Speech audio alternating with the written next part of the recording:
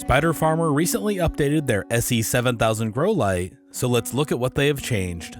Welcome to the Hippie Geeks. Let's dig into this grow light unboxing and par level test. We have used a couple of the Spider Farmer bar style grow lights in the past, so when they told me they had updated their SE7000 to make it even easier to assemble, I was very interested in checking it out. As always, their lights are very securely packaged and it arrived with no damage to the components at all. The largest change to the light is immediately visible, as there are now plastic clips that hold the light bars in place on the crossbars. This makes the whole thing much easier to assemble than the previous versions, and also helps to reduce the weight of the unit. It has been really interesting to be able to see these lights evolve over the last couple of years, and all of the improvements have really made this a much easier light to assemble and get into a tent. The space that I had available to assemble this light wasn't ideal, and it was in fact a bit too small, but I managed to get the whole thing put together without showing too much butt crack to the camera. It all went together very easily, and once it was assembled, all that I still needed to do was hook the wires up to each of the bars and connect the driver to the light. The driver is very similar to the version that we looked at before, though the feet are plastic now instead of metal, but I do like the additional orange accents that they provide. Now that it is all assembled, it is time to check out the par levels inside of the Spider Farmer 4x4 tent with measurements taken every 6 inches. This is just about the largest light that you can possibly fit into a 4x4 tent, as it is 45.3 inches by 45.3 inches. The driver has plenty of length on its cables so that you can mount the driver outside of the tent, though as this next grow will be in the winter, I left it in the tent to help generate heat for the plants. At a 24-inch height, the par reading in the center is 1,146, falling off to between 850 and 950 par at the far corners. I do the best I can to hang the light level in the tent, but sometimes it is a little off kilter, and I am not able to notice it until I have pulled all of the par level readings. This light will pull 735 watts from the wall at full power, and it goes down from there as you dim the dial. At 80, it pulled 640 watts from the wall. At 60, it was pulling 430 watts. At 40, it went down to 320 watts. At 20, it was pulling 160 watts. And finally, at minimum, it pulled 70 watts from the wall.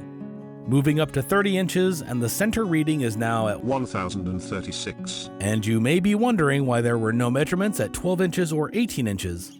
The main reason is that this light is so bright, even at 24 inches, that it isn't worth it, for me at least, to risk having the light that close to plants with the amount of heat that this light can put out. We also took the par readings with the light dimmed and averaged what those results were, which gives you the par X readings on the left. All of the readings shown on the screen are at full power, and to get the light levels at different dim settings, just multiply the shown par value by that number.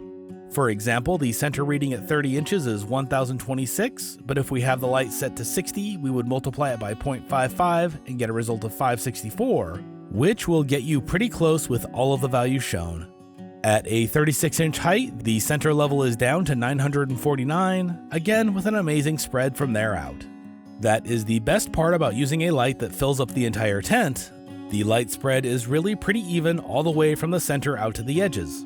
We are still using the Apogee SQ-420 Smart Quantum Sensor to take all of these measurements, and it is still working out really well. It is just the sensor itself that plugs into a PC to get the readings, so it is a bit more affordable than their standalone units. We will leave an Amazon affiliates link to it down below if that is something you are interested in checking out. Finally, I hung the light at 48 inches, and the center reading is at 799, which is still fantastic. Removable remote drivers are one of my favorite things about these bar-style grow lights.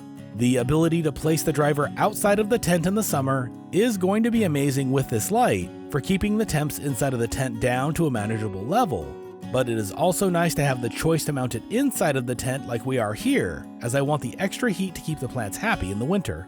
I am really excited to get a grow going with the Spider Farmer SE7000, and we will have a tent video set up tomorrow showing how we installed it in the 4x4 tent that we will be using, so make sure to check that out when it goes live. This light would also be fantastic inside of a 5x5 tent. I just do not have the space to set up a tent that size in my current grow room. A big thank you to Spider Farmer for sending this light over for us to take a look at. If you would like to try this light out for yourself, I will leave a link to it on their website in the description down below. Make sure to use code GEEKS at checkout to get an 8% discount on your order.